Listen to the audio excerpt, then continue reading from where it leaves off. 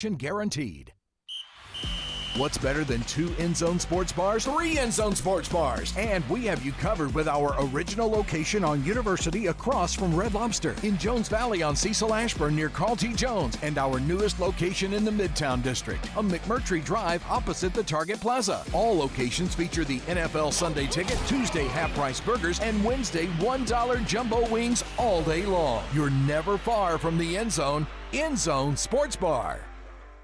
This is a special alert to all Americans who own a vehicle with less than 200,000 miles with an auto warranty about to expire or with no warranty coverage at all. Due to a decline in the economy, CarShield is announcing a low-cost month-to-month vehicle protection plan that is now available to the public to save any driver out-of-pocket expenses on future auto repairs. Call now to find out how you can pay almost nothing for covered auto repairs. Yes, you heard that correctly. Pay almost nothing for covered auto repairs. An open phone line has been established for all drivers to call for a free quick quote. Call 800-306-8158 now. Drivers who are covered will not have to pay for covered repairs again. This protection plan is at an all-time low. Additionally, drivers who activate this vehicle protection today will also receive free roadside assistance, free towing, and car rental options at no additional cost. Call us for your free quick quote today. 800-306-8158. That's 800-306-8158. What do you have to lose? Call 800-306-8158. Again, 800-306-8158.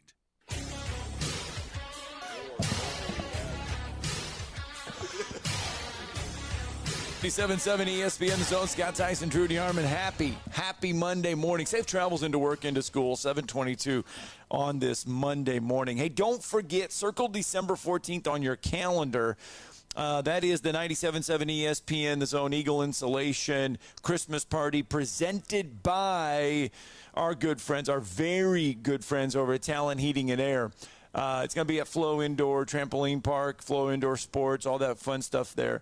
All you got to do is bring a toy. Okay, just bring a toy. It's going to go to the Boys and Girls Club of North Alabama. It's going to get you into the house. You're going to be able to have some Bubby's Diner food. They're going to be on hand. They're going to cater the event. It's going to start at 5 o'clock on December 14th, so it's our toy drive. It's for you, your family. It's for everybody. Bring them all. If you want to just drop the kids off while you holiday shop, you can do that. Just bring a toy. If you got a bunch of kids that want to come, bring 2, 3, 4 toys. And if you want to drop off a cash donation, you can do that as well. Hey, you can even drop by the station, drop off a cash donation leading into the event. We will go. We will shop for toys for the Boys and Girls Club of North Alabama. Again, circle December 14th on your calendar. It's a Thursday. We're going to have a good time. 256-576-4977. Let's go out to the phone lines. Mark from Spring Hill is with us. Good morning, Mark. Morning, Mark. Hey, morning, Roll Tide. Yes, sir. Hey, kind of what I talked about weeks ago, that what if this happened and, if we had 3 undefeated teams and, Drew, really you nailed it. If we were to go back and look at what we said, I think I'm pretty confident you said they would take Alabama in this scenario. But here's what I wanted to real quickly, because there's other people waiting to get on, and is this. I want to give kudos to Greg McElroy. That sucker who normally is not, he does his best to be so objective that he almost comes across as anti-Alabama. But he did a hell of a job on that selection show. He took the bull by the horns, called a spade, all right? You go back and hear what he said, and then I'll just say ignorant Booker, whatever his name is. Oh yeah, Booker McFarland. Yeah, the LSU right. honk. Yeah. Right. He. I'm not just because I'm an Alabama fan. I think just people in general, what he said didn't make a bit of sense. And then, so I just wanted to give kudos to McElroy. I thought he did, regardless of him being an Alabama quarterback. I just thought he took the bull by the horns. And lastly, I wanted to go ahead and look at where the national title game is going to be played, because we're going to mop Michigan out in the Rose Bowl. It's going to be played in Houston, Texas. So wouldn't that be something, a rematch versus Texas in Houston? Potentially it could be. That's what I picked it. Steve Moulton asked me on the Bama Recap Show presented by Freedom Marine Center yesterday if what I thought once we had the announcements of the matchups. He goes, what do you think about the point spreads? And I said, well, I would take Texas by about 4 over Washington. And then it didn't start out this way for Alabama. But I said I would, in my opinion, I'd have Alabama a 3-point favorite over Michigan. Now, Michigan came out, I think it came out at 2.5, something like that, 2.5-point favorite. I think it had gone down to 1.5. We'll see if it keeps moving. But, yeah, I mean, I just feel like Alabama and Texas are the favorites. That's who I would pick to have a rematch in Houston. But I think they're both really good matchups. It's looking like Michigan is a 1.5 right now. Yeah, that's exactly. I thought it went down to 1.5. So it's going to be two great matchups, I think. Michigan's a very good football team, hard-nosed, very sound fundamentally. Not really explosive, but they do. They play their game. They're very, very physical. They're going to run the football. They're going to be very opportunistic. So they're a good football team. There's no doubt about it. I did say on the Bama Recap Show that, in my opinion, are they better than Georgia? I don't think so. I think that probably I'm not sure they're better than Washington, but they went undefeated in the Big Ten. They're 13-0. That's the thing I didn't think there was a case you could make with Georgia having a loss where you're not going to. Michigan had to be the 1 seed. They've been ranked high all year. They beat Ohio State. It's the Big Ten champion, and the Big Ten's not as good to me as the Pac-12 or the SEC, but Michigan is Michigan, and I just felt like you couldn't make a case to have them out. Well, and here's the thing, too. You look at everyone is making the controversy about Florida State and Alabama, 3, 4, and all that other stuff. If that was not there, the debate would be who should be number 1, Washington or Michigan, because of the strength of schedule and all that other stuff and the games played.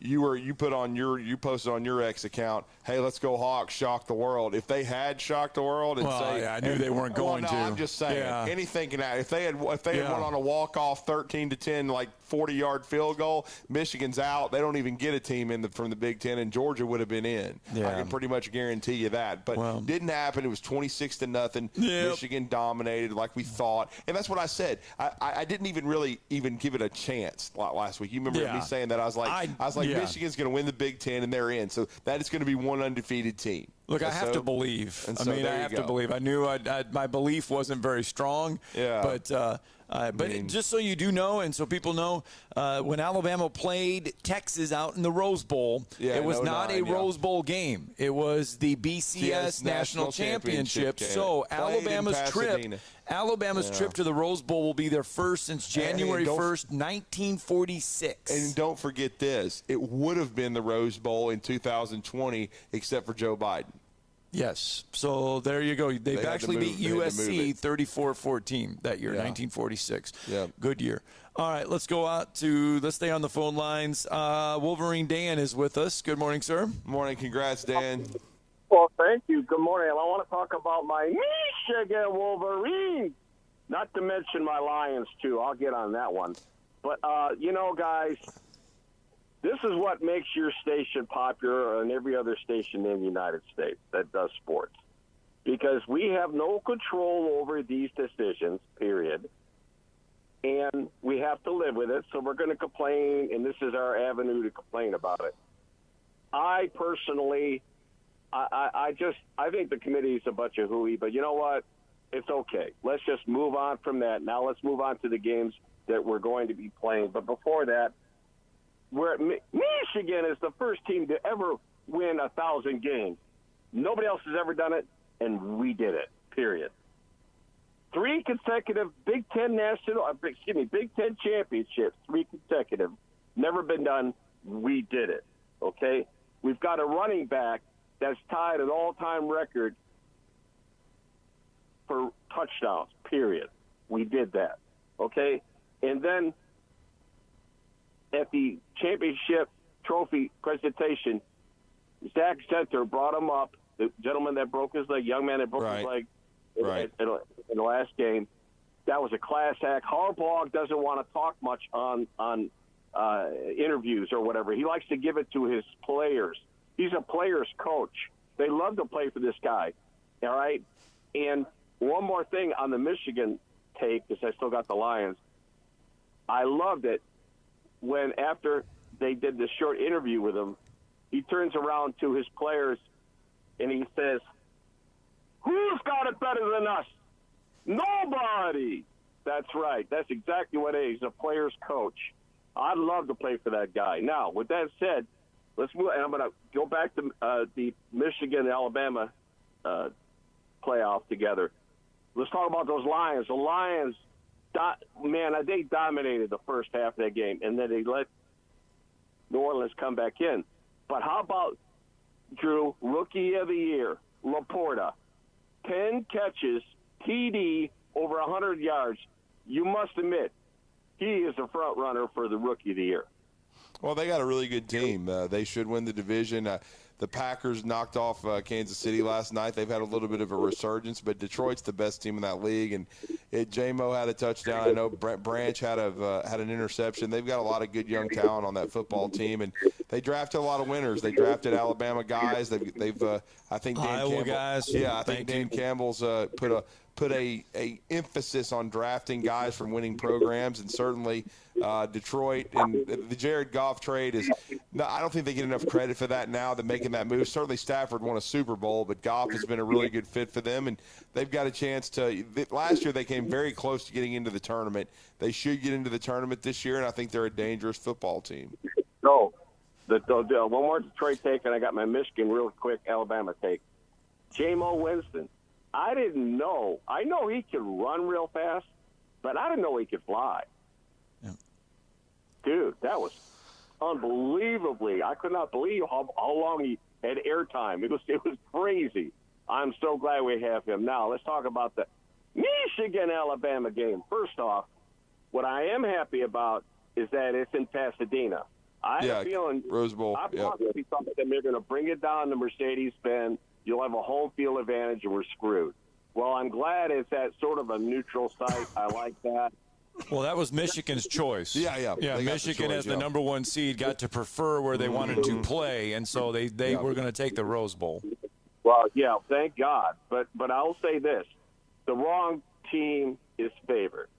Alabama should be favored in this game by at least 3 points, maybe even 7. Bama's playing the best ball right now. All right, I'll admit it. It is what it is. I agree. Okay?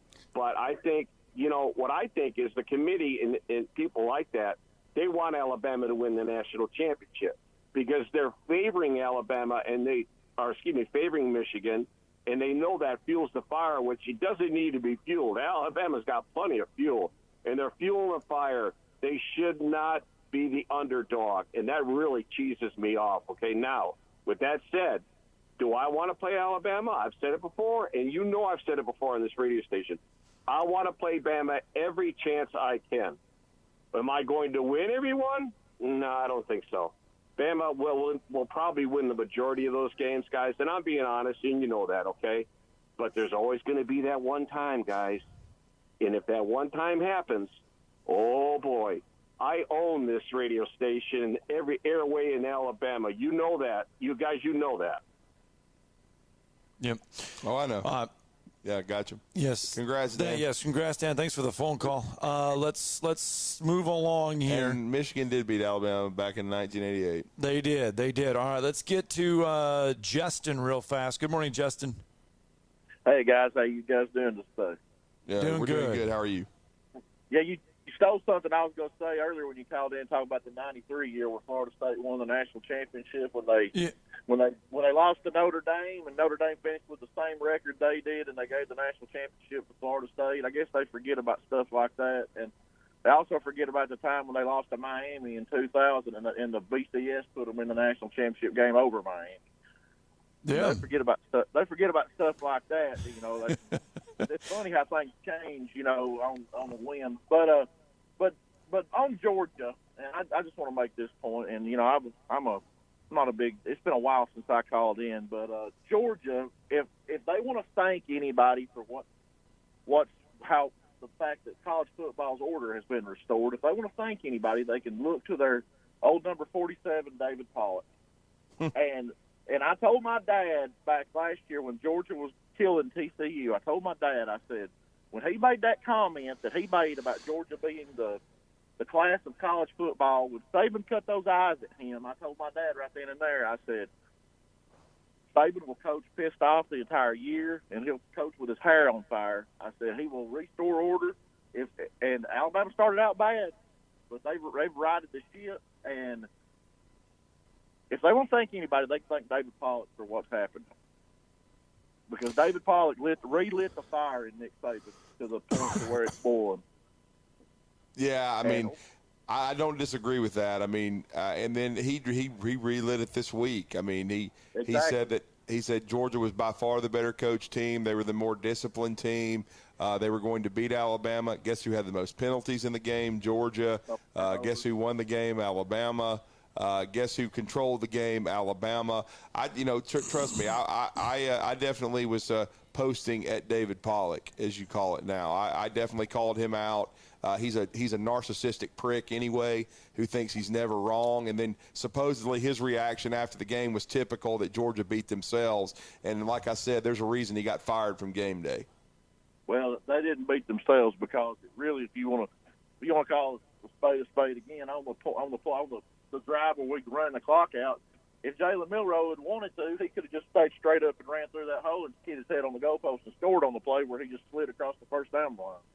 And Alabama, like you said, Alabama controlled the line of scrimmage the entire game.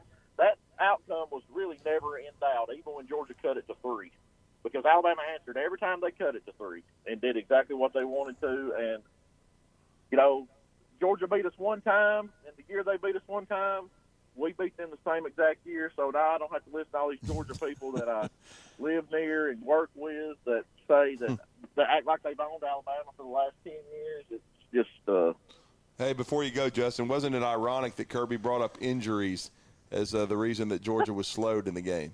Yeah, that's what everyone was talking about. If it hadn't been for Alabama's injuries, his ass wouldn't have won the first national championship. There you go.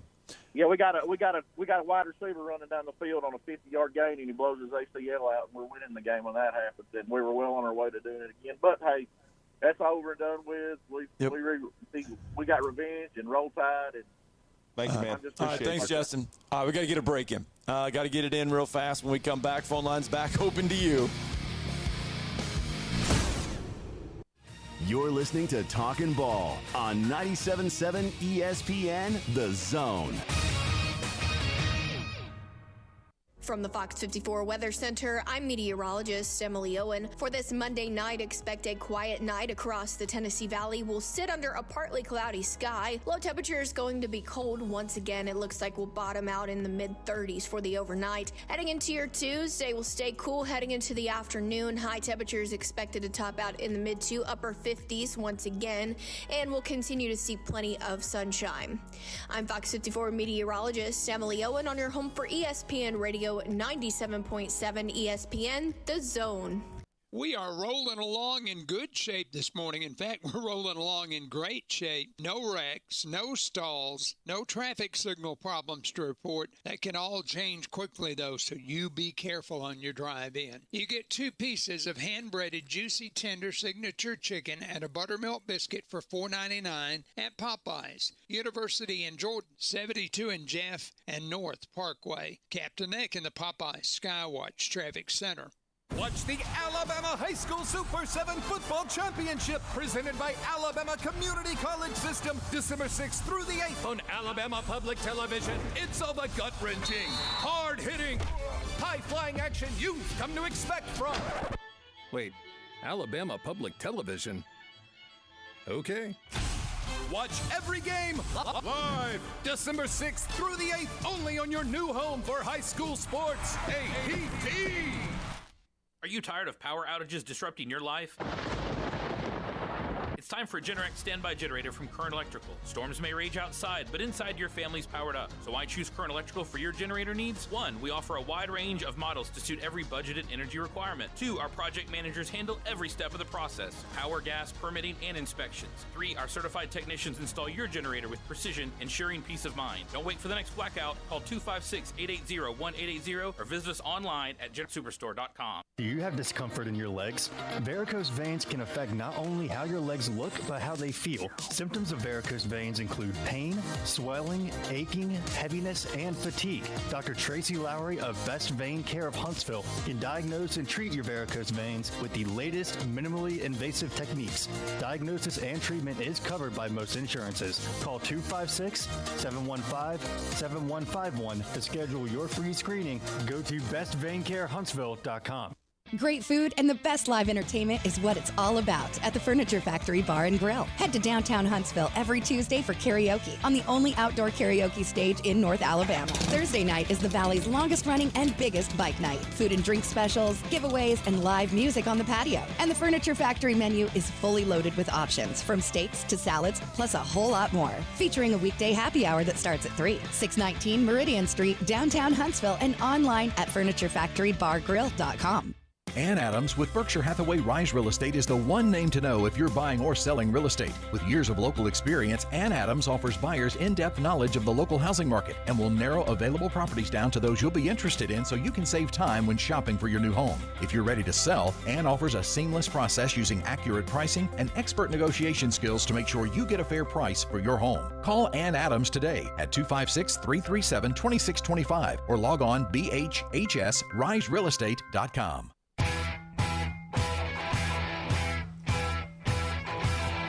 All right, welcome back. Scott Tyson, Drew DeArmond. We're live from Bill Penny Toyota on a Monday morning. You're good, the bad, the ugly from over the weekend. 256-576-4977. Phone calls, phone lines are open to you. All right, let's get out there because they are filling up again. Jay is with us. Good morning, Jay. What's going on, guys? What's up, Jay? How are you, bud? Hey, Drew, how big was that fourth down call of the pass to Isaiah Bond? Oh, it was huge. I mean, I thought Alabama, I wasn't sure that they would, push the envelope there. I thought they would potentially even try to pooch punt it, but they were very aggressive. And then, Isaiah Bond, his legend grows and it was a catch. I mean, I couldn't believe Gary Danielson and the Slappies at CBS, tried to make a big deal out of that at halftime. Again, goodbye CBS. I mean, you cost yourself the SEC. It's your fault because of the negotiations. But again, and of course then it caused the Georgia fans to harp on it the rest of the game. But like I said, if Ladd McConkey's was a catch, the deep ball they reviewed, the 51-yarder Georgia had, they reviewed it. It was a catch. You reviewed Bonds. It was a catch. It had nothing to do with the officiating. Oh, they missed it on the review. And Isaiah Bond caught the ball, and I could tell. You can tell when receivers know they caught a ball or not. And Isaiah Bond caught that football. So, again, it was an aggressive play. I thought it really showed – Aaron Suttles made a great point on his X account. He said, look, it showed a lot of confidence in your players. And then they made it stick by hitting Burton for a touchdown, and they went up 10 at halftime, and it really made Georgia have to dig out of a hole. Now, Georgia, to their credit – they're a great football team. They adjusted. They started taking some of Alabama's runs away.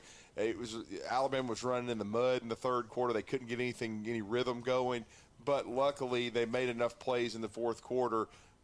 Milroe did. He had 2 straight really good drives to put the game away. But again, I just thought it was definitely a catch. And then on the deciding drive, Bond once again comes up big twice. And I thought Tommy Rees, his play calling in the fourth quarter validated his hiring by Nick Saban. I think Tommy Rees has done a great job.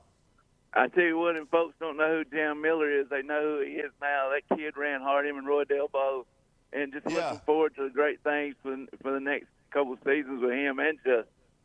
Yeah, no doubt. And don't get me wrong, I had 4 guys that I gave a game ball to, and I said, look, 2 years ago during, the national championship game, Alabama had 3 or 4 guys that had a chance to step up, and they didn't. Right. And that's well established. They've been added to the Drury, and I've called them out many times for not doing their jobs. But I felt like in this particular game, Trey Amos for coming in for the concussed Kool-Aid McKinstry, he played an outstanding football game. Yeah. Christian Story almost had a pick as well, but I felt like Amos, I gave him a game ball. You just mentioned Jam. I mentioned Roydell Williams because he's not been a starter. I thought Roydell did a great job stepping in for Jace. Then Jam was a great compliment. Both of them got in the end zone. And then I thought, Trez Marshall. Trez has been in and out of the lineup, but he got that fumble recovery, man. He outfought the O-lineman. You got to get those balls. Against Texas, guys, Texas put the ball on the ground 3 times. Alabama got none of them. You've got to get turnovers, and that was the one turnover in the game, and I thought it was huge for Alabama because at least they got 3 points out of it, Jay. And Scott, that number 4 for Iowa, whoever he is, what a hustle play by him. And I wouldn't mind having that guy on my team the way he hustled his tail off, make that tackle on that punt return. Yeah, you know what, though? That punt return was huge because Iowa had not allowed Michigan to do much at all in the first half. They held it to 189 yards. And if they don't get that punt return, it could have easily been 3-0 at the half. Yeah. Because that's how Michigan got their first touchdown was on that long punt return. Iowa's offense is just atrocious. I mean, it is just – I mean, the play calling – I mean, I'm sitting there – I knew it was going to be a long night on Iowa's second drive. It's 3rd and 7 or 3rd and 8. And we do a run play, or 3rd and 11, and we don't even attempt a pass. Yeah. I'm like, okay, it's done. Our play calling is so bad, it's just atrocious. But yeah. And Drew, I was talking to Coach Legg during that Louisville game. I said, I don't think Dave Ragone could help this Louisville team as bad as they are. Oh, me. Or if you want to bring up a nightmare, Browning Nagel. Yeah. Hey, guys, y'all have a great rest of the day. We'll talk to you soon. All right, thanks, Jay. All right, I tell you what, let's do Ethan real fast. Good morning, Ethan. What's up, Ethan? Good morning. I wanted to go back to the a caller where you were talking about how Nick Saban lost to Georgia because they lost their receivers in 21. Yeah, they did. Yeah, it was a big factor. Did Alabama not play a non-healthy team December 2nd? Was Brock Bowers fully healthy? No, he wasn't. But we were just saying it's interesting hold on. Was Lat McConkey fully healthy? No, he wasn't. He sure wasn't. And no, that catch was not a catch. That 4th and 4 was not. Yeah, it was. It was a catch. No, it wasn't. Deal with it, my man. Go read the rules. Deal with it. Go read the Deal rules. with it. Deal with it. You lost 8 out of 9, pal. Deal with it. The Dogs are done. Send it back. 8 out of 9, my man. Saban's your daddy. Go home. Saban is Go not Dogs. nobody's daddy. Them refs home. Saban's daddy. Go home. Get off the radio. Hang up Okay. on the clown. Okay. It was a catch, man. Deal with it. You got your ass whooped. Let's get a break in. 7:48. We'll go to break when we come back and wrap up hour number 1.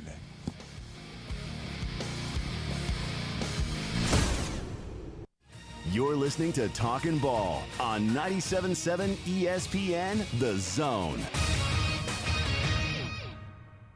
Got a 4-car accident on I-65 southbound. It's at the Highway 20 off-ramp, headed off to Decatur. They are updating that one to an injury type. And we got one at East Upper River in Friendship. That one reported with possible injuries, but it sounds like they're going to report it now as a no injury. Officers, construction workers, and first responders put their lives on the line every time they step on the roadway. Why not make it safer for them? Slow down or move over. It's the law. Captain Nick in the Jordan Lane Popeye Skywatch Traffic Center.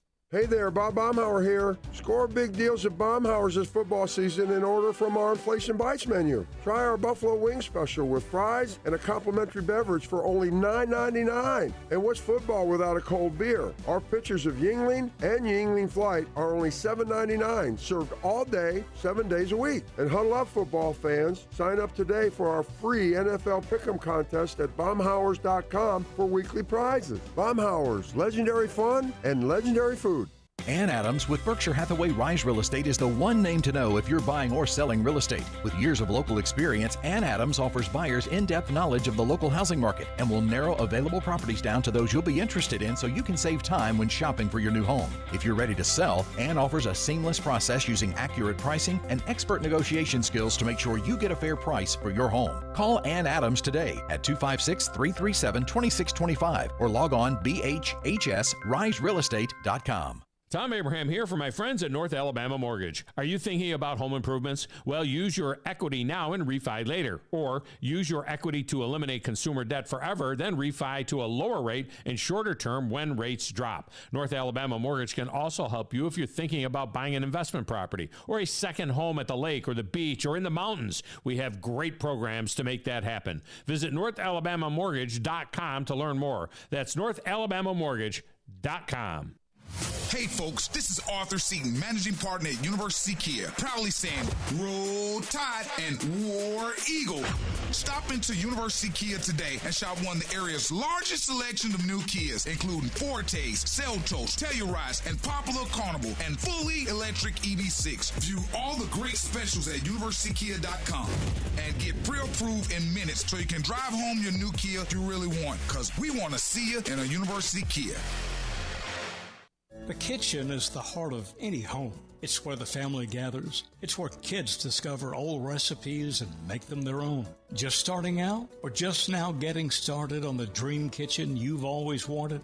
I'm Chris Haygood, and from all of us here at Bob Wallace Appliance to the home builders and the homeowners of the Huntsville area, a heartfelt thank you for buying local. We're in Huntsville, Florence, and Coleman, and online at bobwallaceappliance.com. Hi, this is Wes Neighbors. I'm here with Sam Fleming with Fleming Roofing and Restoration. Sam, tell the folks about Fleming Roofing and Restoration. Hey Wes, our company Fleming Roofing and Restoration specializes in commercial and residential roofing and repairs.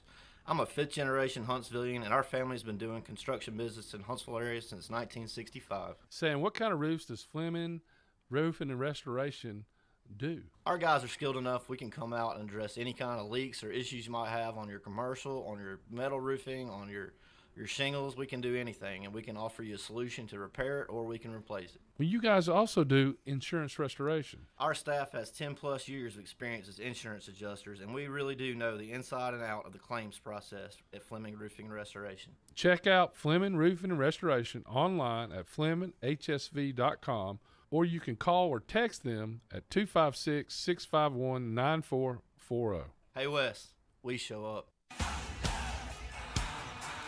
All right, welcome back. Talking Ball, 97.7 ESPN, The Zone. That's just kind of how we went to break there with a little bit of thunder. Well, I mean, look, man, if that had been Ladd McConkey or Brock Bowers that had caught the ball, Dog Justin would have been saying, oh, it's a catch all the way. There's no way it wasn't a catch. Ethan. But, of course, it was Justin. It was, I believe, that was the last caller, right? Ethan. I think it was Ethan. You're right. It was Ethan. It was Ethan. Okay, yeah. We had Justin, then Ethan. Yeah. I couldn't remember. I guess Justin was a Bama fan. My bad. But, what Ethan said, I mean, there's no way when I saw the play, if it had not been a catch, I would have said so.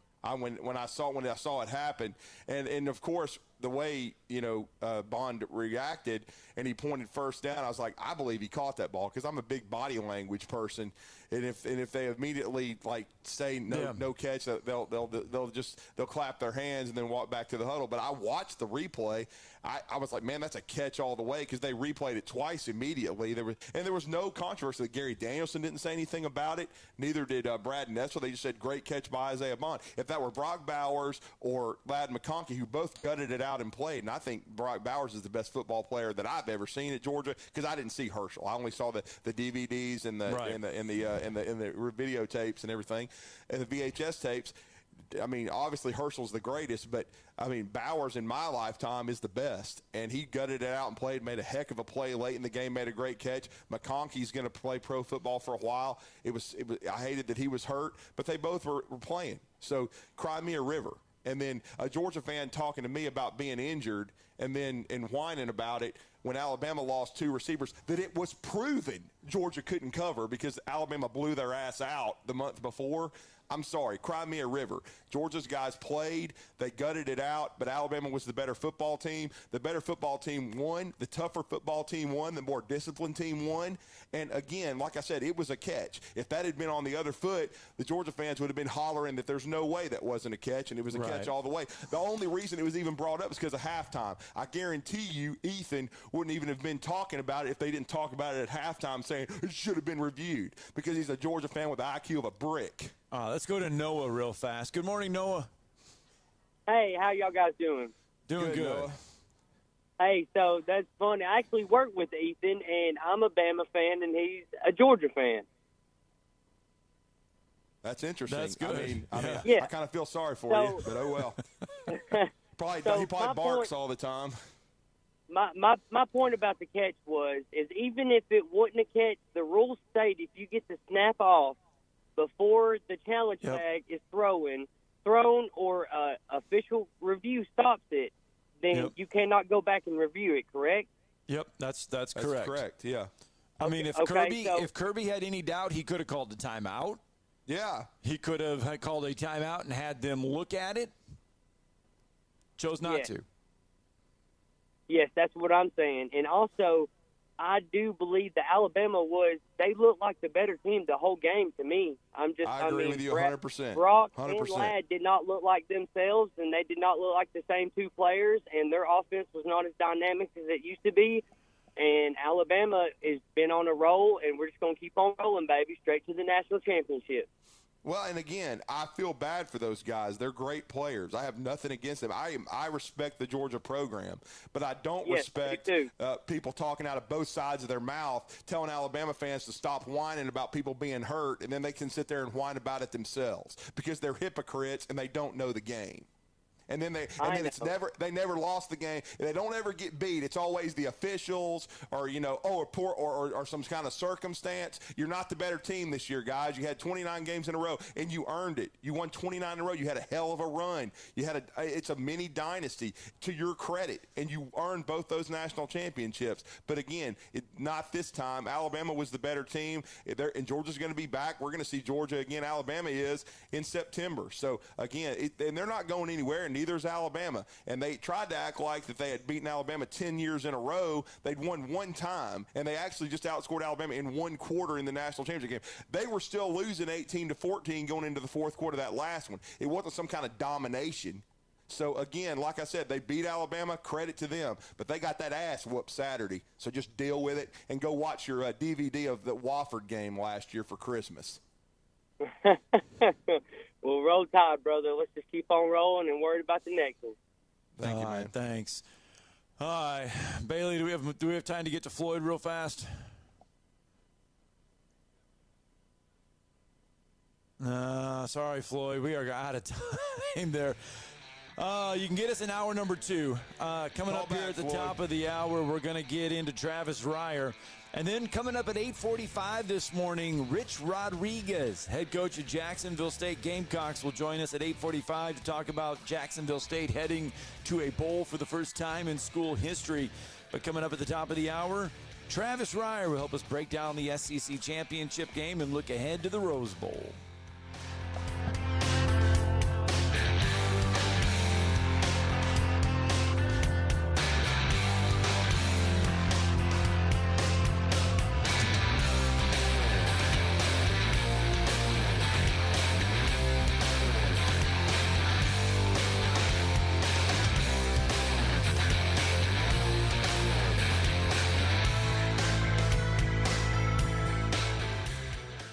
This is Brent Musburger's VSiN Action Update on 97.7 ESPN The Zone. Take the guesswork out of your holiday gifts. OmahaSteaks.com for 50% off site-wide and save an additional $30 with promo code VSIN. OmahaSteaks.com. Monday Night Football, the 5-6 Bengals visit the 8-3 Jaguars. Jacksonville favored by 10. Cincinnati plus 385 on the money line. The college football playoff semifinal is set. Number 1, Michigan battles number 4, Alabama in the Rose Bowl. Then it'll be number 2, Washington squaring off with number 3, Texas. The winners move on to the national championship game. That's scheduled for Monday, January the 8th in Houston. Michigan the favorite in the Rose Bowl by 2. The total 45.5. Alabama plus 110. In the Sugar Bowl, it's Texas by 4. The total 65.5. Washington plus 155 on the money line. Get the latest lines and more at vsin.com. WZZN, Union Grove, Huntsville, Alabama. 97.7 ESPN The Zone.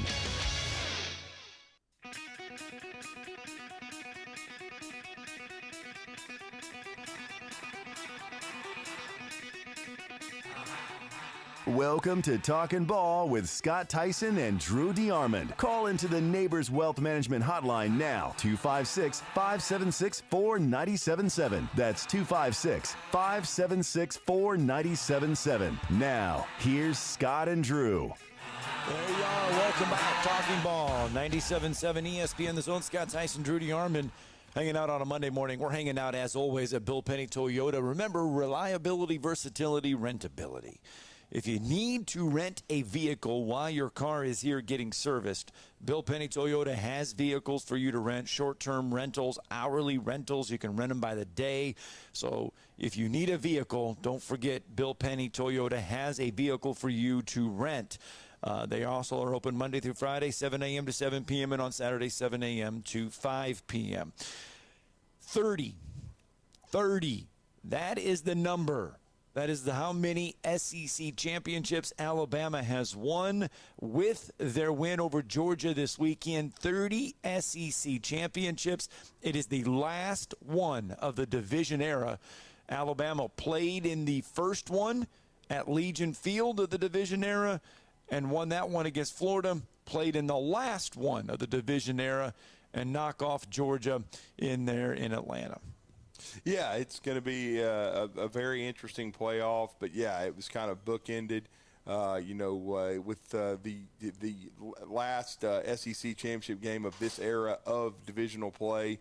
Alabama winning the first SEC championship game with divisions against Florida in a classic game, and then winning this game against Georgia to get into the college football playoff. It's and I think they're the two best programs in the country. I got a lot of respect for Georgia. Some of their fans, I don't, as you just heard that, but still, I think they're a great football team. I think they're one of the four best, but it's just the circumstances of this year that kind of played itself out. But we're going to talk about that and more with our next guest. He joins us on a weekly basis. He is the senior analyst since 2003 for BamaOnline.com, now part of On3 Sports. He also does a great job managing their YouTube channel, the burgeoning YouTube channel with Bama Online, does the Talkin' Tide podcast with Tuscaloosa News, Chase Goodbread, and also Second Helping from the SEC perspective with Brent Beard, and that's Travis Reier. Travis, good morning. Hey, guys. Hey, how you doing, man? Travis, your immediate reaction to Alabama, Georgia. I thought Alabama controlled the game from start to finish for the most part. I know Georgia made a run, but I thought the Tide, while it wasn't as good a performance as I thought they were going to need coming in, I still thought they played well on both sides of the ball. Yeah, Alabama had a few more answers, it seemed like, and it was a game of those because Georgia comes out, establishes the quick 7-0 lead on a very impressive opening drive, and Alabama struggled a little bit offensively to find its footing, and eventually did there later in the first quarter, and then really played well through the second quarter, getting out to that 17-7 lead. And, one of those major shifts in games that you expect to be tight kind of happened at the end of both halves. Late second quarter, it looks like Georgia's got a chance to either tie the game or maybe go ahead, but field goal goes off the upright, and Alabama takes advantage of that and is able to get in the end zone to go up 10 at the half. And then, the fourth quarter, Georgia made it very, very tight. Once again, a 3-point game on a couple of occasions, but on both of those times, the Alabama offense absolutely answered. One time with Isaiah Bond and Jalen Milroe kind of leading the way, throwing the football, and then to close things out pretty much with Jalen's leg. So, again, a team that, at times has struggled early in games and maybe early in the second half, strong in the fourth quarter when it needed to be. And what a performance. I mean, at the beginning of the year, we gave the offensive line, a lot of head-scratching moments. The offensive line gave us a lot of head-scratching moments. And, Nick Saban kept preaching, work in progress, work in progress. They're getting better. They're getting better. And, it culminated in that SEC championship game. They were pushing that Georgia front off the line all day. Yeah, they came out and really established that from the early outset of the game.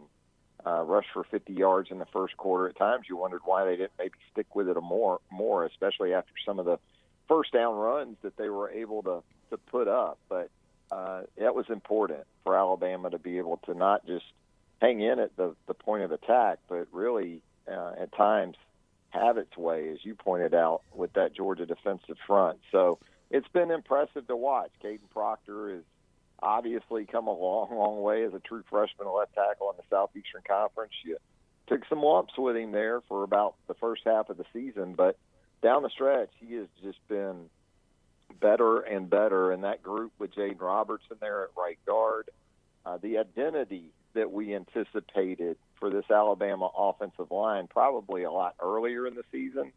It started to show up around mid-October to late October, and it's been a real strength since. Well, and Travis, I talked about this in the first hour, but in the 21 game, Alabama had injuries and didn't have guys step up and make key plays. I thought on Saturday they did. Trey Amos, the first and foremost, when Kool-Aid McKinstry goes down with what turned out to be a concussion. Trez Marshall, because we know he's been in and out of the lineup, big fumble recovery. And then no Jace McClellan. We kind of anticipated that. You guys, I know, reported that at Bama Online throughout the week. It didn't look like he was probably going to play. But then you had the combination of Jam Miller and Roydell Williams that I thought did a really nice job.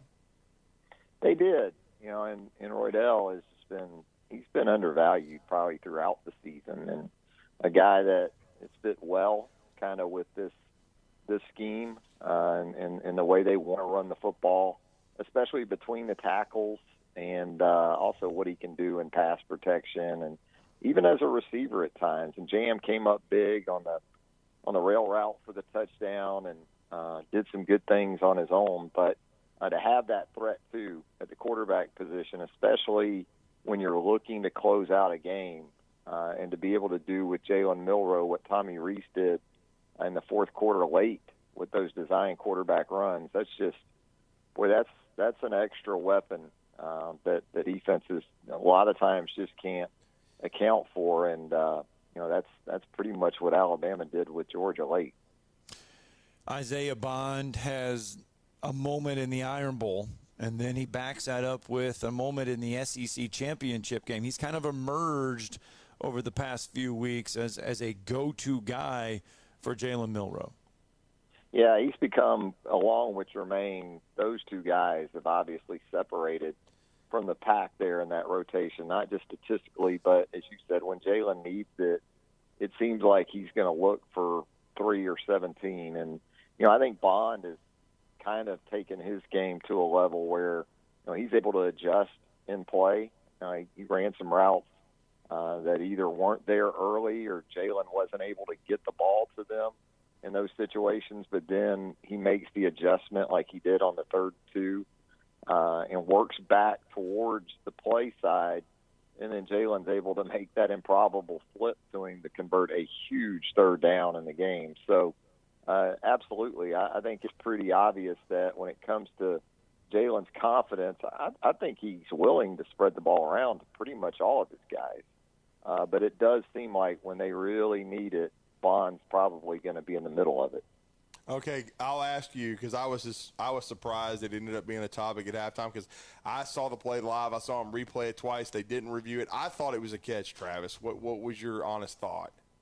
Yeah, I thought it was close. I mean, I get the perspective of at least stop the game to take a really long look at it, because I thought that Isaiah had his hand underneath it initially, and I don't think that ever changed through the catch. But, right. Yes, you can see the ball there make contact with the ground. Now, how you decipher that between, again, the hand that was underneath initially that essentially secured the catch, if you've got enough there to overturn it, I don't know. I guess CBS and their rules official thought that it was certainly worthy of stoppage and perhaps would have been overturned. But it just seems like more and more that whatever is called on the field, unless you just have absolute 100% video evidence of it, otherwise it's going to be hard to overturn things. But yeah, I mean, I get it, but it was still a hell of a play by Isaiah Bond, and I give Alabama credit. Got up there and ran a play pretty quickly, and then you still had to cash it in. That's what gets overlooked in all of this. It wasn't a touchdown catch. It was a big catch, and it kept that drive alive. but you still had to cash it in, and Alabama was able to do that. Yeah, they were, no question about it. And then you mentioned it a little bit before, but I thought in the fourth quarter the play calling by Tommy Rees was really, really good. And that's kind of where you earn your money as a coordinator under Saban, because you know there are going to be moments in big games that you have to come through. And I thought the play calling was really good. Yeah, you know, Georgia, as it got later, it seemed like more aggressive with bringing 5 guys on early downs too. I mean, it was doing it against the run and in terms of trying to affect Jalen Milroe. So I thought the early down play call to Isaiah Bond, where you slip him into the middle of the field right behind the Georgia blitz because you're anticipating it there, was excellent. And you're right. I thought, Tommy Rees, there was that stretch there at 20-17 where you're thinking, all right, now you're going to find out if Tommy Rees has got a few more things in his bag here. And not just does he have them, but is he willing to pull them out? And he did. So those 2 possessions in the fourth quarter where Alabama really needs to get in the end zone, not kick a field goal and go up 23-17, but get that 10-point lead back, they were able to do it. And then also the drive, the possession that took the clock, and utilizing Jalen Milroe's legs the way they did.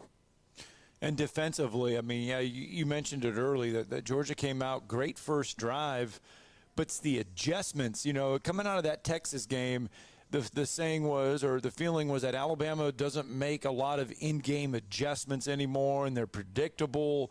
Boy, that's not the case. Alabama made plenty of in-game adjustments after that first Georgia drive and really kind of confused Georgia.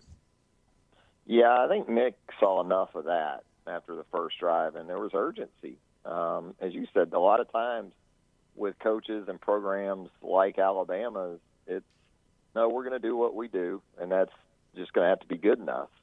But it was pretty evident, I think, to Nick that they had to change something. And so they did go with, more of a traditional split safety defense, and, felt like even though Milton had gashed them for the touchdown run, that they would be able to hold up against the run with split safeties and, take away some of those easy touches that Georgia got that really led up to that touchdown run.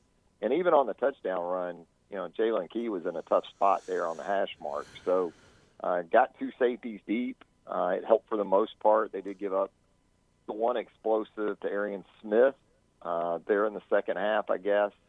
But, all in all, the adjustment was obviously the right one. And that really stabilized things for Alabama because, again, it took the offense a little while to get going. So those 2 possessions for Georgia after their opening touchdown, Alabama was able to get 3 and outs.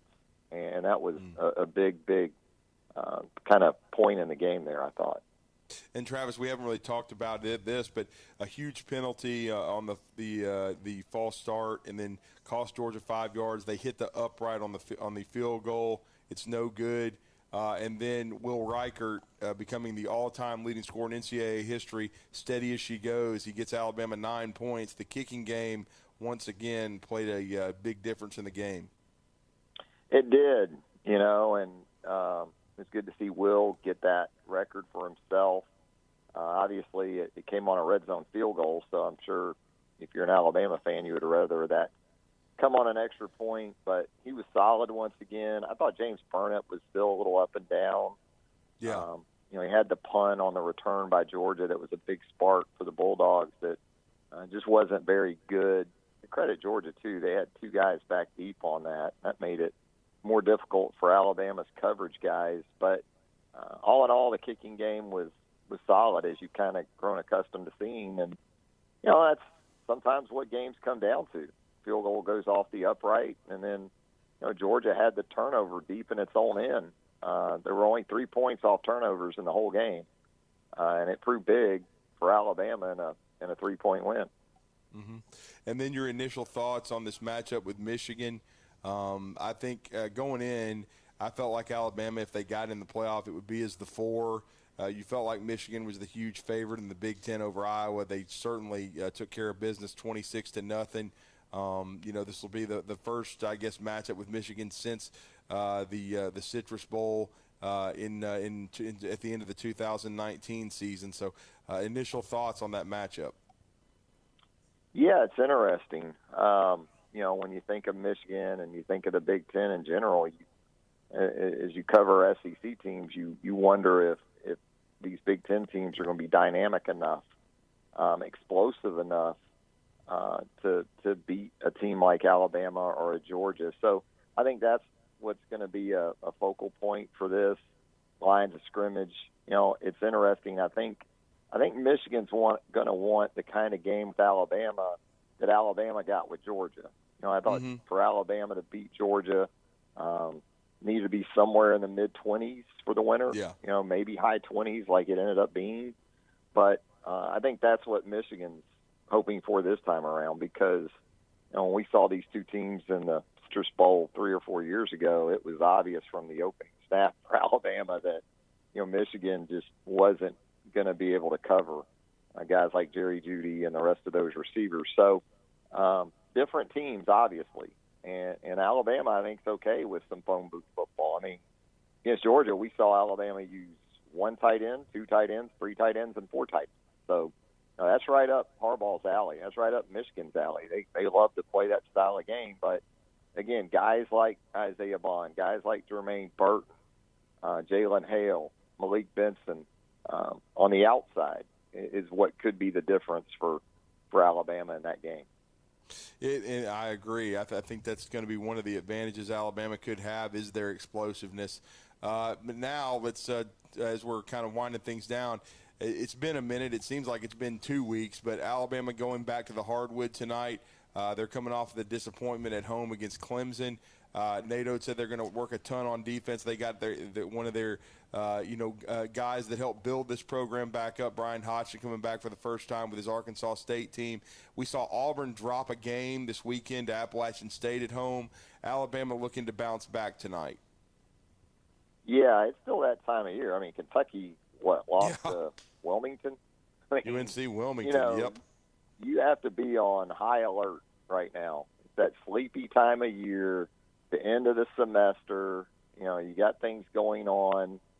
You're leading up to the holidays as well. It'll be fun to see Brian bring his team in.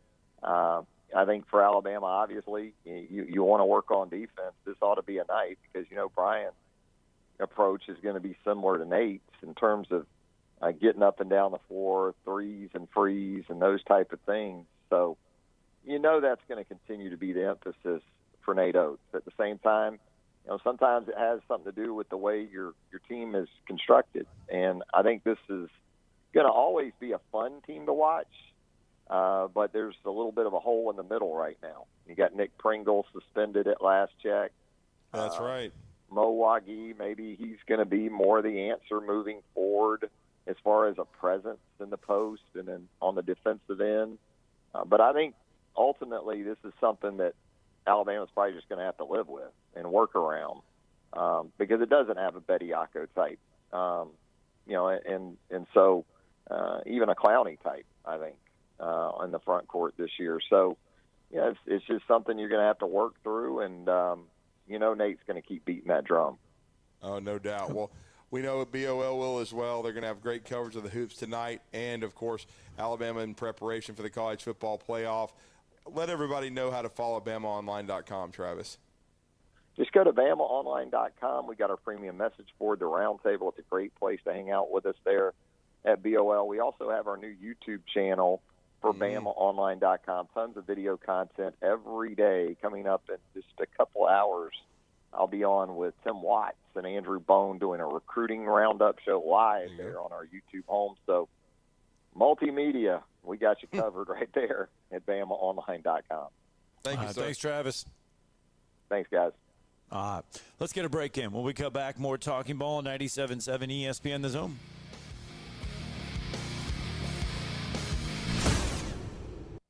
You're listening to Talkin' Ball on 97.7 ESPN The Zone.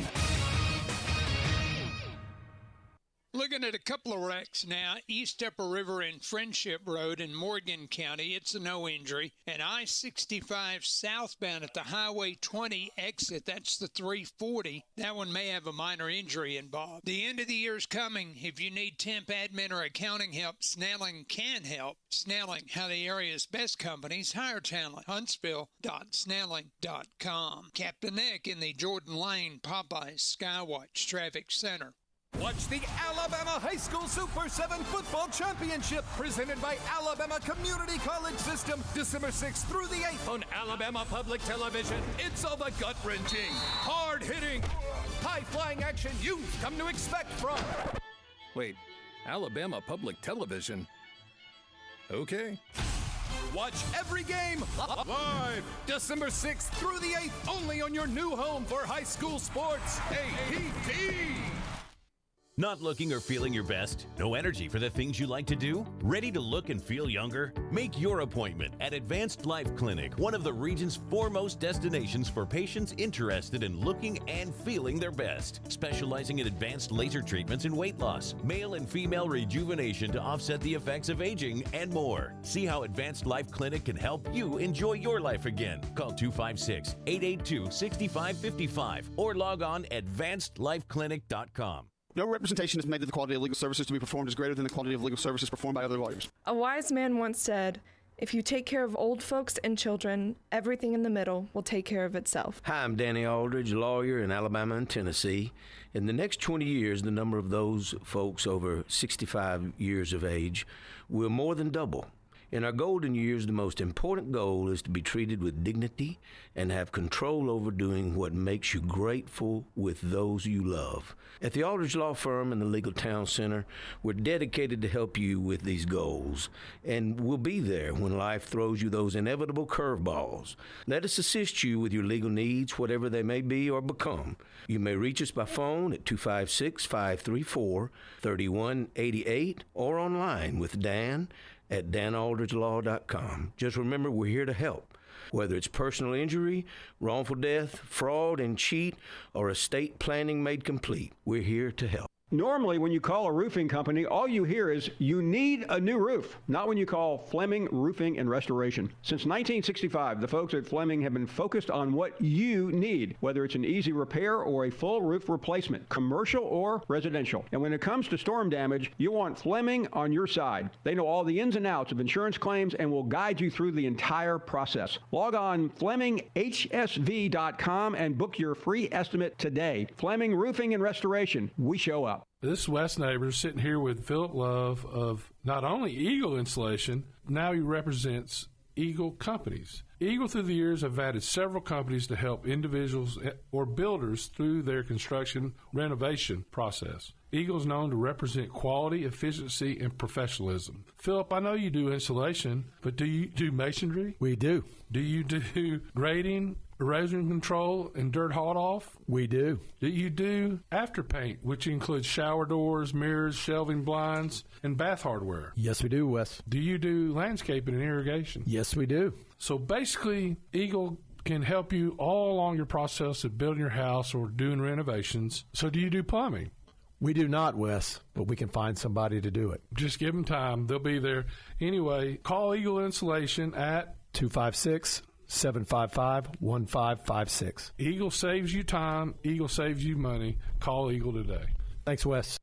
At Bryant Bank, we believe your goals are worth chasing, and every step along the way is worth celebrating. From your hopes for the future to the challenges that keep you up at night, we're here for you. Bryant Bankers put care into action to help you live legendary by stepping up when you need us most and doing what's right even when no one is watching. Come experience a local bank whose people greet you by name and treat you like family. Bryant Bank, member FDIC. All right, welcome back. Talking Ball on 97.7 ESPN The Zone. Coming up at 8:45 this morning, Rich Rodriguez, head coach of the Jacksonville State Gamecocks, will join us. Jacksonville State, they don't have too long to wait. They only have 12 more days and they will play in the RNL Carriers New Orleans Bowl as they will take on the Louisiana Ragin' Cajuns. They will. And you know what? That has a lot of meaning to the station, has a lot of meaning to the state, does that bowl. On because both sides. Yeah, Jacksonville State making their first ever bowl appearance. They've got ticket deals. They've got all kinds of great stuff going on to try to get as many people they can in New Orleans for that one. And, of course, their first FBS bowl ever. Yep. And, of course, Louisiana, Connor Neighbors on the strength staff there for the Ragin' Cajuns. So a lot of ties to everyone on that one. And then coming up on Saturday, December 23rd, the Birmingham Bowl will feature our good friend John Summerall and the Troy Trojans taking on the Duke Blue Devils in Birmingham on Saturday, Maybe December Duke will 23rd. have a coach by then. We really, they got an interim coach, but because Mike Elko's off, Yeah, that is true. He's off to Texas A&M. That was the weirdest press conference I've ever seen in my life when they start swaying. The swaying thing looks like a cult. I'm sorry. That will be at noon, though, in Birmingham. So December early 23rd. Yeah. John Summerall trying to go for back-to-back. Oh, my bad. 11 a.m. kickoff, not noon. 11 a.m. kickoff there in Birmingham. Well, still, I mean, he's got back-to-back, Sun Belt Conference titles. They beat a really good Appalachian team, and they exercised some demons there, putting it away in the fourth quarter. Great job by John Summerall. Already 23 wins, man. Going for back-to-back 12-win seasons. And then we'll talk more about the Bowls as we go on, but Saturday, December 30th at 1 p.m. in the Music City, the TransPerfect Music City Bowl, Auburn will take on Maryland from Nashville, Tennessee. And I did not know this, and I mean, I would not have guessed this, but Talia Tagovailoa is now the Big Ten leading career passer. Yeah, but I was told by somebody he wasn't a Division I quarterback. Of course, he also told me Antonio Alfano would start all 3 years at Alabama and be the first pick in the draft, and I don't know where he is. At Lackawanna Junior College, I don't even know. Antonio Alfano, I thought I saw his name come up a little bit ago. Somebody said he committed to LSU, but who knows? Yeah. I don't know if that's fake or not. Alfano's career has been up to this point. Let's get out real fast to the phone lines. Floyd is with us. Randy. Let's get to Randy first. Randy. What about it, fellas? Hey, man, how are you? Doing good, bro. You giving him fits, wasn't you? Yeah, look, I've praised Georgia. I've taken shots at Kirby in the past, but I've done nothing but praise them. And to come on with that kind of take and be just ignorant, and and again, if the shoe was on the other foot. And I've been criticized by Georgia fans, and that's fine for saying that, making excuses because people were hurt, to come on and try to do the same thing and then try to say that it wasn't a catch, only because dude wouldn't even have mentioned it if CBS hadn't it. They wouldn't even have been questioning it. But they questioned it because CBS did. They need to change that rule because it was a catch, but they said if it drags the ground, it ain't a catch. Yeah. And they need to change that. There's been a lot of them, reviewed over that point. If the boy's got his hands on it, it should be a catch. Yeah. And but that's where the problem is on that call.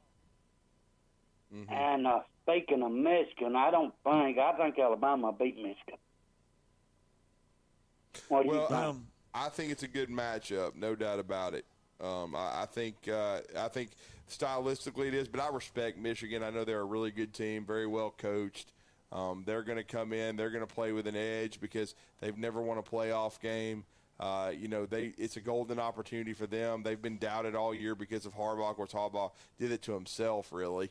But still, they're a really good football team. There's no doubt about it. They may not be flashy, but that doesn't mean you can't win. And certainly Alabama's going to have to come out, play with physicality, not make mistakes, and play well. Last year, I think Michigan kind of gave one away against TCU, and that's kind of stuck in their craw all year. I hear you. Hey, let me get on to one more thing, and I'll let y'all go. Sure. Talking about that ranking deal, the way they ranked that, I think they got the 4 best in there, don't you? They got the 4 best, yes. It's just the way they had to do it. Yes. Georgia would be the 5th looking in, but yeah, even that way. But if they didn't put Alabama, how can you put a Florida State team that struggled, and they struggled in a lot of their games?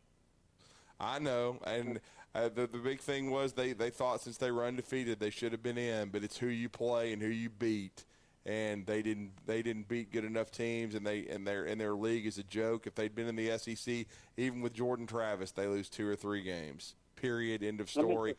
And the funny thing is, they want to get into the SEC now because of the money situation.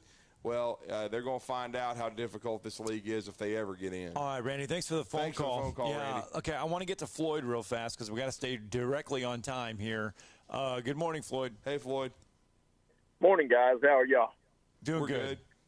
Oh man, I tell you,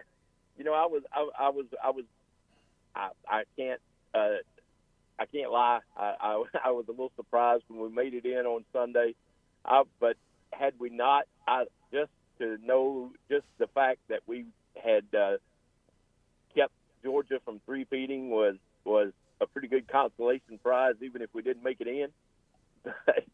But Drew, I watched the games a little bit differently, and I'm going to tell you, the legend of the swamp monster lives. I mean, this guy is an animal, and I love it. Yeah, I mean, he got called for a holding penalty that I thought was garbage. He threw the guy on the ground. I mean, if you're throwing a guy on the ground, I don't know how that's holding. So you could call it every play, but he body slammed the guy like a WWE. I mean, to be honest with you, it was kind of like back in the day when I was a kid, growing up watching Big Van Vader. He used to say, "Who's the man?" Yeah. And of course, Georgia figured that out. Who's the man? Alabama. But he just basically body slammed the guy, and I'm like, how is that holding? Yeah, I know the exact play you're talking about. Now that's what I was like. How is that holding? And it was. They were just. I tell you what, Georgia's defensive line for the most part in the second quarter and looked like they were on roller skates. I mean, they were just blowing them off the ball, and that's where the game was won and lost, was in the trenches as always. It was and Alabama's defensive line for the most part. And I don't know who. I know he was injured. They said he was injured or whatever. The right guard for Georgia. I think it was 69, right tackle, whatever. 65, right tackle, Amarius Mims. Really good player. I mean, a guy that may end up being a first-round draft choice. He also got injured in the game. Right, but yeah, it was. I enjoyed it. I loved it, and just to see, I'm like, just to know that they're not going to three-peat as was guaranteed before the season started. I was elated that that's not going to happen. Thanks for the phone call, Floyd. Now they just need to end this farce with FSU, beat them 49-10, and send them home with their participation trophy. Well, let's get a break in real fast. When we come back, a few phone calls, and we'll run down some more bowls and transfer portal news. Who is in the transfer portal? Take your pick at quarterback because you can get a good one. Yeah.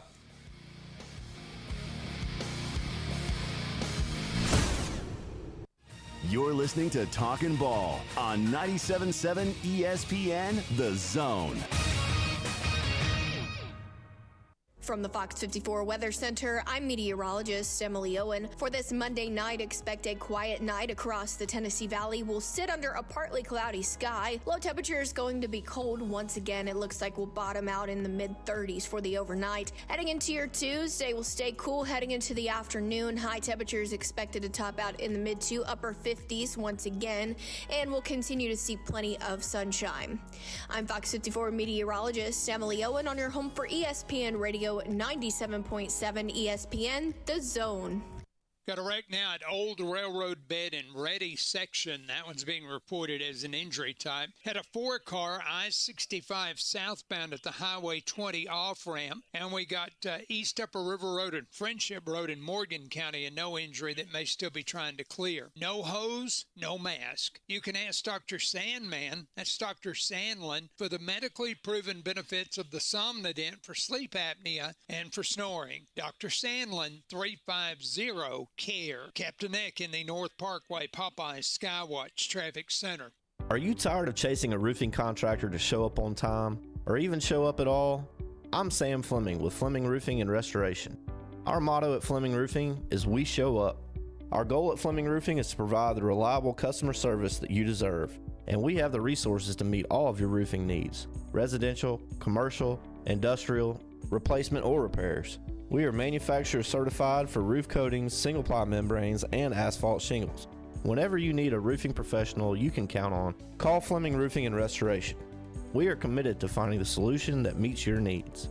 We don't have quotas or heavy-handed sales tactics. Fleming Roofing, we have expert experience. We show up. Free estimates, residential, commercial, industrial, replacement, or repairs. Check us out at FlemingHSV.com. FlemingHSV.com. When you need a quick response, it's Fleming Roofing and Restoration. We show up. The kitchen is the heart of any home. It's where the family gathers. It's where kids discover old recipes and make them their own. Just starting out, or just now getting started on the dream kitchen you've always wanted? I'm Chris Haygood, and from all of us here at Bob Wallace Appliance to the home builders and the homeowners of the Huntsville area, a heartfelt thank you for buying local. We're in Huntsville, Florence, and Coleman, and online at bobwallaceappliance.com. Tom Abraham here for my friends at North Alabama Mortgage. Did you know that average home equity is at an all-time high? But so is average consumer debt. Even though rates are higher now, you can use your equity to pay off your high consumer debt, student loans, etc., then refi when the rates drop. Don't put off that new home purchase. When rates drop, prices will go up. Buy now and get the best price and then refi when the rates drop. This is the time to talk to the experts at North Alabama Mortgage. Visit NorthAlabamaMortgage.com for more information. Isn't the story of the prodigal son an amazing story? Basically, a rowdy boy who literally wished his father dead ran away and consumed his wealth with hard and fast living. Yet the father looked for his return every day, and when the boy got tired of eating pig slop, he decided to return. What did the father do? As soon as he saw that boy, he ran to him, threw his arms around him, and killed the fatted calf for a great celebration. Hey, I'm John Dees, pastor of the Cross Point Church. If you're looking for a church home, come see us, smack dab across the street from the YMCA in Madison. Chapman Commercial Realty, your source for Alabama commercial real estate. Chapman Commercial Realty has the experience and expertise you're looking for when making commercial real estate decisions. If it's office space, retail space, investment property, or project development, Chapman Commercial Realty is your answer. Call Bill Chapman today at 256-656-8413. That's 256-656-8413. Or find him online at chapmancommercialrealty.com. Welcome back. Talking Ball 97.7 ESPN The Zone. All right, we have 2 minutes, and we're going to try to get through 2 phone calls. We got 2 minutes, so you're going to have to make it quick this morning. Sorry, but we have Rich Rodriguez coming up at 8:45. We want to make sure we get to him. Ellis is with us out of the break. Good morning, Ellis. What's up, Ellis? You had great seats, man. Awesome time, Drew. It was amazing to get to see it live, and awesome seats. Yeah, they really were. I saw them on your social media, bud. What's on your mind real fast? What's up, Ellis? Just amazing game. I'm glad we pulled it out. I didn't have no doubt. Our first, they run down there and got the score first, but after that, we just took a hold and won the ball game. And I'm very happy for Jalen Milroe and the whole team. Yeah, no doubt. On to Houston. Yep, absolutely, man. Well, first, Rose Bowl. Got a Rose Bowl trip Rose in Bowl between. first. Oh, yeah. I forgot. It's the Rose Bowl. Sorry about that. But, no worries, That's man. okay, Ellis. All right, Ellis, thanks for the phone call. But I'll let you go because I know y'all got short on time, but I'll call back in tomorrow. All right, thanks, Ellis. Thank All you, right, Ellis. and real fast, got about 30 seconds. Josh, what's up, bud? Hey, guys. I just wanted to get your take on this saying yesterday on ESPN, a lot of the talk was that the regular season didn't matter with how they left Florida State out of the tournament. And I don't understand how could the regular season not matter when the regular season, what was played on the field is what determined that Florida State should be left out. So I just don't get the whole argument about how the regular season doesn't matter when it has to matter to figure out this stuff. Like it's the core concept of it. Yeah, but thanks for the phone call. I'll listen to y'all's take and hang up. Y'all know y'all got stuff going on. Yeah. Well, it's just every year it kind of moves around as far as the mantra goes. But where the regular season matters is what you end up seeing as the regular season unfolds is how good a conference is. To me, that's how it determines whether or not you're worthy of being a playoff contender. And I just think the ACC, if they ended, look at Notre Dame. Everybody thought Notre Dame when they nearly beat Ohio State was going to be a really good football team. They ended up being a 4-loss team, a mediocre football team. They weren't. They were not even a playoff contender. And Clemson, they're usually counted on to be they have been the face of the ACC for many years, and they were a 4-loss team this year as well. Did not help. Yeah, and we got some Clemson news we'll have to get to tomorrow. Dabo Swinney retooling his staff, and he brought in two big hires. Big hires. We'll get to that probably tomorrow. Let's get a break in because when we come back, Rich Rodriguez, the head coach of Jacksonville State, set to join the show, talk about the Gamecocks getting to their first ever bowl game. You're listening to Talkin' Ball on 97.7 ESPN, The Zone. Got a wreck now at Old Railroad Bed and Ready section. That one's being reported as an injury type. Had a 4-car I-65 southbound at the Highway 20 off-ramp. And we got East Upper River Road and Friendship Road in Morgan County, and no injury that may still be trying to clear. No hose, no mask. You can ask Dr. Sandman, that's Dr. Sandlin, for the medically proven benefits of the Somnodent for sleep apnea and for snoring. Dr. Sandlin, 350-CARE. Captain Eck in the North Parkway Popeyes Skywatch Traffic Center. This is a special alert to all Americans who own a vehicle with less than 200,000 miles with an auto warranty about to expire or with no warranty coverage at all. Due to a decline in the economy, CarShield is announcing a low-cost month-to-month vehicle protection plan that is now available to the public to save any driver out-of-pocket expenses on future auto repairs. Call now to find out how you can pay almost nothing for covered auto repairs. Yes, you heard that correctly. Pay almost nothing for covered auto repairs. An open phone line has been established for all drivers to call for a free quick quote. Call 800-306-8158 now. Drivers who are covered will not have to pay for covered repairs again. This protection plan is at an all-time low. Additionally, drivers who activate this vehicle protection today will also receive free roadside assistance, free towing, and car rental options at no additional cost. Call us for your free quick quote today. 800-306-8158. That's 800-306-8158. What do you have to lose? Call 800-306-8158. Again, 800-306-8158. Injuries at work happen all the time in Alabama. So do motor vehicle and slip and fall accidents. If you're hurt at work or injured in an accident, I want you to call my good friends at Pond, Lehocky, Giordano. That's Pond, Lehocky, Alabama's injury law firm. They got your back just like they've got mine. For personalized legal support, reach out to Pond, Lehocky at 855-774-3838 or pondlehocky.com. No representation is made that the quality of the legal services to be performed is greater than the quality of legal services performed by other lawyers.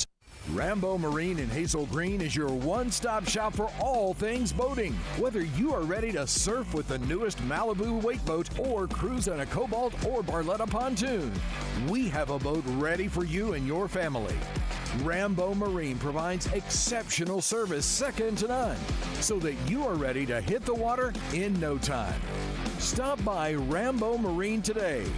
We know boats.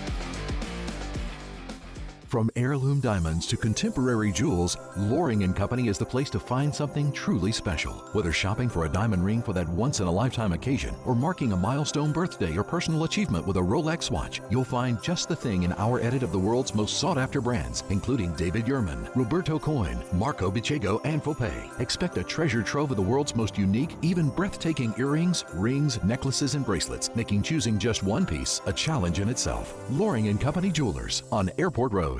Sitting here with Mark Kent of Southern Fidelity Mortgage Group of Huntsville. Mark, do you help pre-qualify people? We pre-qualify people all the time, Wes. As a matter of fact, I love having them coming in here because when they come in and they pre-qualify, they can leave my office knowing exactly how much they can buy and have no worries. Mark, tell me about your rates and pricing. Well, Wes, this is something we're really, really proud of. Long story short is I love being able to provide the best pricing in town. Honestly, I cannot tell you the last time I lost a deal to either rate or pricing, something I'm very proud of. So what all financing options do you have, Mark? We do several different things. If you're purchasing a home, we can handle the purchase. If you're wanting to refinance your home, of course, rates are at the lowest they've been in the last 3 years. We do a lot of refinancing. If you're building a home, we can handle the entire process from breaking ground to the final close. Do you sleep with your phone? Wes, if you want to reach me, you can call me at my office phone, which is 256-562-1000. But always remember, I sleep with my cell phone at night. That number is 256-656-5936.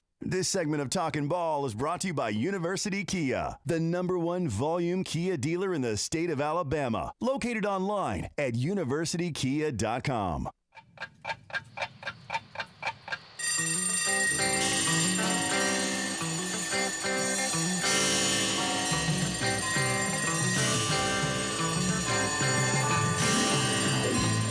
It's time for tomorrow's headlines today with Scott Tyson and Drew DeArmond on 97.7 ESPN The Zone.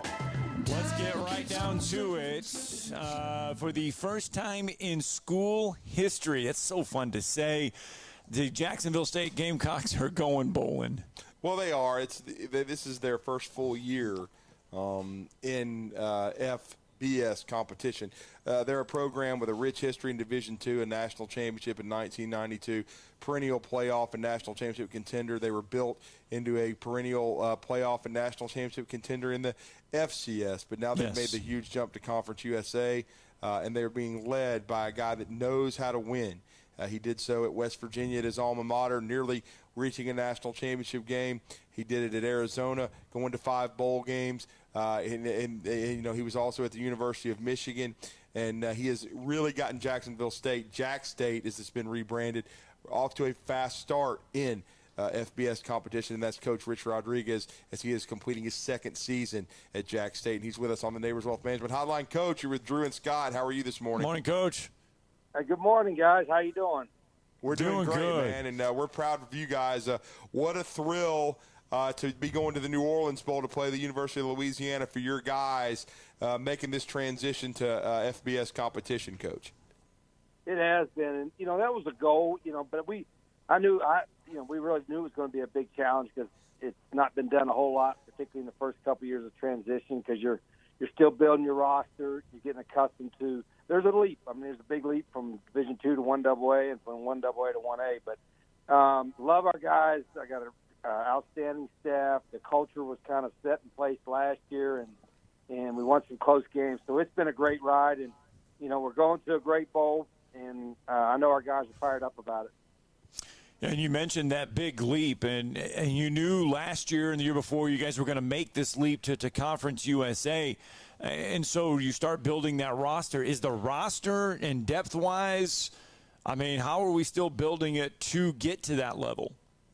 Yeah, that's a great question. I think we're, when I look at it, just kind of from a bird's eye view a little bit, we're still probably not as big and maybe as fast and as deep as most FBS or 1A programs will be, but we're pretty athletic across the board, especially on defense, and we've got some pretty good skilled players. But we think, as good as we've gotten over the last year and a half, if we do our job in recruiting and when our facility gets done built here in about 7 or 8 months, we'll be able to be even deeper and look like a true. I'd say, well, we're going to look like a Power 5, maybe not a Power 5, but like a true Group of 5 program, a Group of 5 team, and we're working on that every day. Well, and Coach and Greg Seitz, your athletic director, what I've admired is they committed to facilities during the run in the FCS, and now they've immediately started upgrading because that's what you're going to have to do to compete in the FBS level. Is that one of the things that attracted you to coming to Jack State? It did. Certainly the facility itself, the football facility is part of it, but I think even more than that was just, it shows the commitment to having success, the commitment to football, and every coach in every sport wants that, and it's important if you're going to do that, for more than anything else, you're sending a message to recruits and and to everybody out there that, hey, we're serious about this move. It's not going to be over-the-top type of facilities, but it's going to be really, really nice. And comparing to the rest of the group of five, I think it's going to be, right near the top of it. And my job coming in there was not only to build the program from a player standpoint and a staffing standpoint, but also try to do as much as I can facility-wise and structurally so we look like a good group of five program. And that's a process. Tell me, it takes a lot of money, it takes a lot of support, and we're in the middle of that. But, we've gotten great support so far, and I think this bowl game and maybe this notoriety we've gotten a little bit by being on TV a lot this year is going to help us in that regard. Yeah, and getting to this bowl game was not easy. Not only did you have to navigate the schedule, 12-game schedule, also had to kind of navigate the process of not being eligible, then being eligible because of not enough teams, and then having loopholes, man. Yeah, and then having the loophole and the waiver and everything. I mean, getting to the bowl game, not only navigating the 12 games, but then having to go through everything outside of off the field stuff. Yeah, and that was it was a little stressful, but I always tell our guys, only worry about what we can control. We really couldn't control that.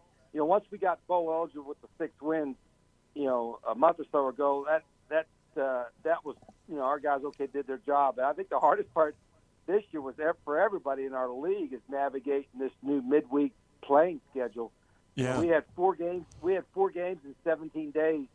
5 straight midweek games. That was like our own reality show, right? So they were watching us. They were either watching us or The Bachelor. So I hope they were watching us. But it was our guys handled it really well. We won 4 out of 5, and it was kind of a unique experience for all of us. And I think it helped. It helped the league get some exposure, but I think it really helped Jack State get some exposure too, and that was part of our goal. Yeah, well, how different was that? I mean, because college football traditionally played on Saturday. Coaches are sometimes Thursday. Creature of habit, so you know the routine. And all of a sudden you look at a schedule, and you're playing on Tuesdays and Wednesdays. Yeah. And, part of the thing is people say, well, the hardest part is making your guys accustomed to having Tuesday or Wednesday be your Saturday. But I said probably more difficult was make sure our players do that our Saturdays were Tuesdays. So you can't go out all night on Tuesday nights and be ready to play on a game. And so our Saturday nights we're having like a little bit laid back a little bit, and that's easier to do here in Jackson State, because we don't have a big town anyway. So I think our guys handled our Saturdays and Sundays as midweek days pretty well. And then, Coach, how big was it? You talked about the culture on your team to have older guys like a Zion Webb and Malik Jackson leading your team through this process this year, Coach. It did. We were fortunate. We had some good guys on the team and some older guys. You mentioned Zion and J-Ro Harris. I mean, these guys have been here 7 or 8 years. I mean, they got tenure. They've been here so long. They're not only good players, but they did a great job of leadership. We had a small senior class last year, but they were outstanding. We only had 11 seniors this year, and they were an outstanding group as well. And they've kind of set the tone for everything. And, everybody that knew that we brought in had to fit into the culture that was already established a year ago. And that's been a lot of fun. And so we came into a pretty good situation with some pretty good players. And obviously we had to add some pieces moving up 11. We still have to do that, but I've loved coaching these guys because they love football, but more importantly, they love where they're doing it at Jack State. And, we talk a lot about the fact that, bowl games sometimes don't mean a lot because, the playoffs kind of overshadow that. But for a program like Jack State, who is building and trying to get in, take that next leap, these extra 15 practices, Coach, going into this Carriers Bowl, these are huge for the program, for the school, and for the kids. Yeah, and that's a little part of it, the extra practices, and I think just being around each other and helping to further establish our culture. But I think these bowl games are important because it also gets our brand out there, gets our school brand out there. And I know I've heard from a bunch of our supporters or alumni that are excited about going to New Orleans. I hope maybe just to watch us, not to go down purposely, but they're excited, and it's going to be a fun avenue to do something different that's never been done before. And that's where, this was our first opportunity to get in the bowl, and we got in it. And I tell our guys, no matter what happens the rest of their lives, they can always say they were the first ones. And now the goal from here on is to be first one to win a bowl game, and that's the big challenge. But I'm really proud of it, and I know everybody that I've talked to that's associated with Jack State is pretty excited about it. And I know, coaches, you're just in the initial stages because they announced it officially yesterday, but initial thoughts on the matchup with Louisiana. Yeah, I know a little bit about them. I was at Monroe a couple years ago. We played them. I followed the program. They got great support. They're in the Sun Belt's a great Group of 5 conference. I think they had more teams in bowl games than anybody. Like 10 teams in that league were in bowl games. So we've watched a little bit of film on them already. It's going to be like a home game for them, of course. But our guys will get ready for it. I think it's going to be unique. I lived in New Orleans a couple years when I coached at Tulane way back when. So it's going to be a fun experience for our guys. And I told our guys I want them to enjoy the bowl. I don't want it to be all work and all grind. But at the same time, the main way to enjoy the bowl game is to win it. And so that'll be our focus going down there. And your thoughts on Conference USA, navigating that for the first time this year? Yeah, there was so much realignment. You guys know in the last couple of years it's been crazy. And Conference USA lost a lot of teams, but I thought they did a great job getting some schools in like ourselves that could compete right away and have a very competitive league and also have that unique midweek schedule where we got a lot of exposure for. So Conference USA, I think, and we're growing. We're adding a few more teams in the next couple of years. So they did a great job. I think there's still a lot going to happen, in the next couple of years, particularly with the Power Fives and the NCAA and all that kind of stuff. But from a Group of 5 standpoint, I think Conference USA kind of saved itself a little bit, and we're happy to be part of it. Yeah, and we're proud of it. And here in our state, and, of course, my father is a Jack State grad, and so I've always kind of followed the program closely. And it's a beautiful campus. I love what they've done. It's the facilities are great, and we're ecstatic with the start you've gotten off to there to see them already becoming a factor in FBS. And, Coach, it's going to be a quick turnaround December the 16th, but good luck in the New Orleans Bowl, and hopefully Jack State can make some more history. Well, we appreciate it, guys, and I appreciate the time spent with you. Thanks. Thank you. Rich Rodriguez, head coach. Thanks, Coach. Rich Rodriguez, head coach at Jack State. Yeah, Jack State. I got to remember Jack State. I've said Jacksonville State. I don't know how many times. It is Jack's. I've had to get used to that as well. Oh, good conversation there. Best of luck to them. December 16th. And I know we've gotten some messages. Yes, we will have John Summerall on as well. We have not forgetting about the Troy Trojans and not our good friend John Summerall. We will get him on here in the next few days. They're going to Birmingham. They're going to take on Duke, so we will get him on as well. So it's been a spirited 2 hours, 2 hours here at Bill Penny Toyota. I said they didn't know what they were getting into today when we were going to be here. We'll be back in studio tomorrow morning, guys. Stay safe.